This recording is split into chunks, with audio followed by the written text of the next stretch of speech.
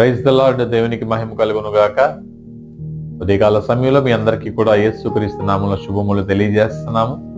అంటే రీతిగా Christ evangelical ministries ద్వారా మీ అందరికీ కూడా వందనాలు తెలియజేస్తూ నూతన సంవత్సర శుభములు తెలియజేస్తున్నాము. 2025 సంవత్సరమున దేవుడు మిమ్ములను మీ కుటుంబాలను సమృద్ధిగా ఆశీర్వదించును గాక. నూతన సంవత్సరంలో దేవుడు మనందరికీ నూతన ఆత్మను, నూతన బలమును, నూతన శక్తిని దయచేయను గాక. కొద్ది మాటలు బైబిల్ గ్రంథం నుండి అపోస్తలుడైన పౌలు కొరింథీయులకు రాసినటువంటి 2వ పత్రిక 5వ అధ్యాయము 12వ మాట ఈ విధంగా రాయబడి ఉంది. కాగా ఎవడైనాను క్రీస్తు నందు ఉన్న ఎడల వాడు నూతన సృష్టి, ఇదిగో పాతవి గతించెను, సమస్తము నూతనమాయెను. ఇదిగో పాతవి గతించెను, సమస్తము నూతన సంవత్సరంలో మనమందరము కూడా నూతనంగా ఉండాలి అనేటువంటి ఒక వరవడి ద్వారా, ఒక దృక్పథంతో దేవుడు మనకి ఇచ్చినటువంటి మాటలు. అయితే మన జీవితాల్లో పాతవి గతించబడాలి అనేటువంటి విషయాన్ని కూడా పౌలు భక్తుడు తెలియజేస్తున్నాడు. మన జీవితాల్లో పాతవి గతించకుండా నూతన అనుభవంలోకి రాలేము. అంటే ఇవన్నీ కూడా ఆత్మీయమైనటువంటి సంగతులు మనందరికీ తెలియజేసేటువంటి ఉద్దేశంతోనే పౌలు మాట్లాడుతున్నాడు.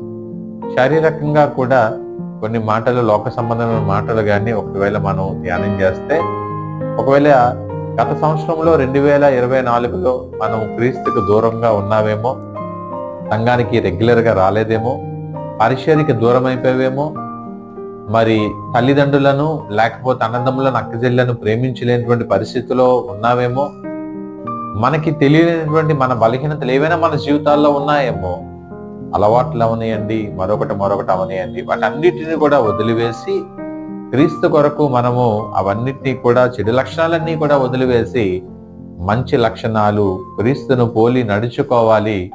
అప్పుడు మనము పాతవన్నీ కూడా బరీ చేస్తాము. కాబట్టి యేసు క్రీస్తు నామములో నూతనముగా మనం ఫలభరితముగా మారుతాం.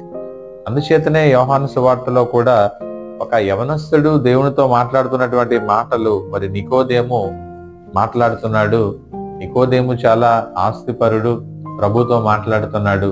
ప్రభువా, నేను రక్షణ పొందాలి అని అంటే ఏం చేయాలి అని అంటే, దేవుడు అంటున్నాడు, మొట్టమొదట ఎవరైనా నీతి మూలముగాను ఆత్మ మూలంగాను తిరిగి జన్మించాలి అనేటువంటి విషయాన్ని జ్ఞాపకం చేస్తున్నాడు.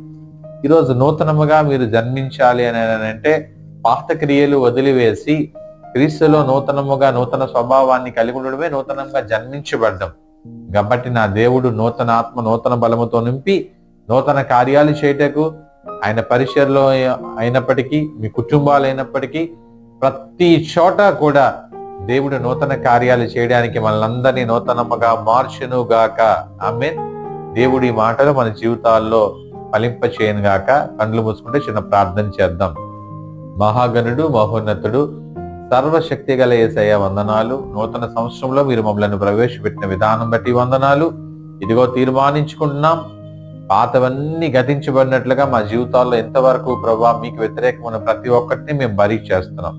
ప్రభా, మా హృదయాల్లోకి రండి, నూతన కార్యాలు జరిపించండి. నూతన ఆత్మ, నూతన బలము, నూతన శక్తి, నూతన ప్రభా నైనా ఒరివిడి విధానాన్ని మాకు నేర్పించండి.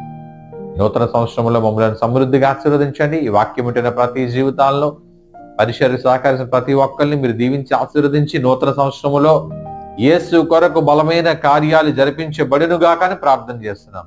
యేసు నామమును పొందిన నమ్ముచున్నాము తండ్రి. ఆమేన్. దేవుడు మిమ్మల్ని, మీ కుటుంబాలను ఆశీర్వదించును గాక.